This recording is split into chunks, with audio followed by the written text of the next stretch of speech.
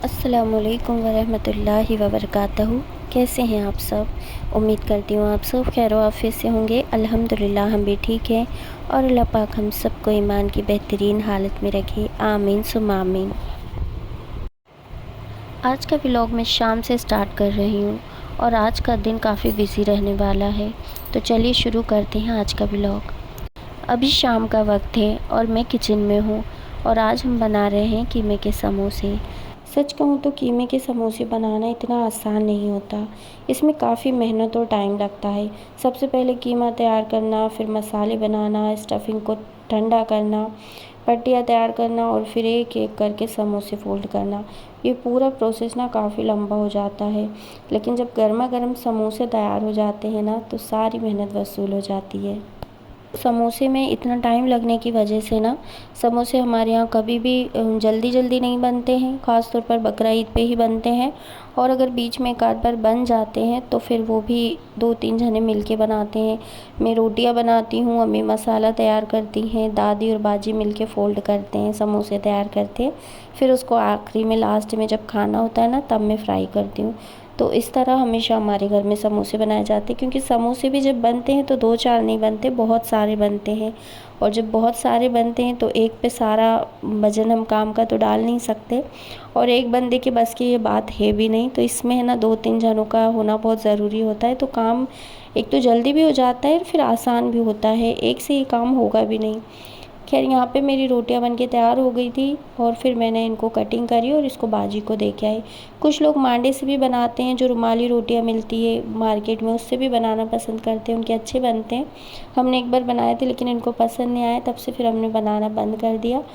और हम लोग तो हमेशा घर में रोटियां, ये 2 पुड़ की जो रोटी होती है वो बना लेती हूँ मैं, और इसी के हमेशा समोसे बनाए जाते हैं। यहाँ पे ना बाजी बाई को सुला दी अपने तरफ और फिर उसकी नींद हो रही थी, और यहाँ पे बाजी ना पेटे पेटे समोसे तैयार करके दे रही थी। और हॉल में दादी नमाज़ पढ़ी थी, दादी भी नमाज़ पढ़ने के बाद फिर थोड़े बहुत समोसे वो भी बना देंगी, तो इस तरह हमारा काम भी कंप्लीट हो जाएगा। अल्हम्दुलिल्लाह समोसे बनने के बाद यहाँ पे मैंने फ्राई करना शुरू कर दी, क्योंकि दुकान से ये भी आ गए थे, बच्चे भी खाने का वेट करने लगे थे, उनको भी भूख लगने लगी थी, तो मैंने सोचा फटाफट फटाफट अब फ्राई करके दे देती हूँ उन लोगों को।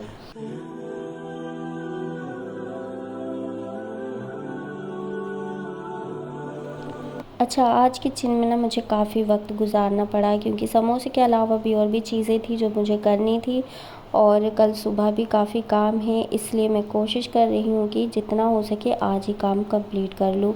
अल्हम्दुलिल्लाह जी सुबह हो गई है और आज का दिन भी काफ़ी एक्साइटिंग है, क्योंकि बच्चे आज वाटर पार्क जा रहे हैं और उनकी खुशी देखने लायक है।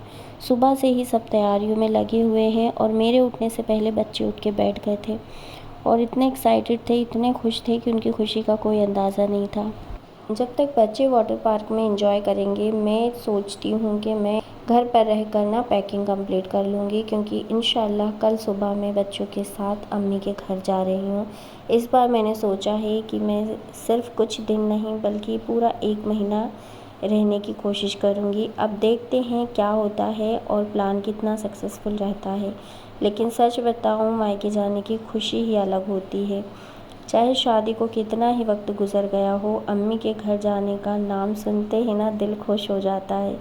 वहाँ जाकर अम्मी के साथ वक्त गुजारना, बच्चों का नाना नानी के घर एंजॉय करना, पुरानी यादें ताज़ा करना, ये सब सोच कर ही ना दिल खुश हो रहा होता है। अभी तो पैकिंग काफ़ी बाकी है, इसलिए मुझे जल्दी से सारा सामान सेट करना है ताकि कल सुबह हम आराम से निकल सकें।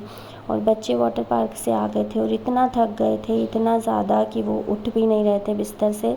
आते से जो लेटे हैं बिस्तर पे फिर नहीं हिले वो लोग, इतना थक गए थे। और उनके पापा की भी वही हालत थी जो बच्चों की हालत थी। खैर आज का व्लॉग यहीं ख़त्म करते हैं। अगर आपको व्लॉग पसंद आए तो लाइक करना, मुझे कमेंट कर कर बताना और चैनल को सब्सक्राइब करना ना भूलें। अपनी दुआओं में मुझे याद रखें। मिलते हैं इंशाल्लाह अगले वीडियो में। अस्सलामु अलैकुम वरहमतुल्लाहि वबरकातुहू।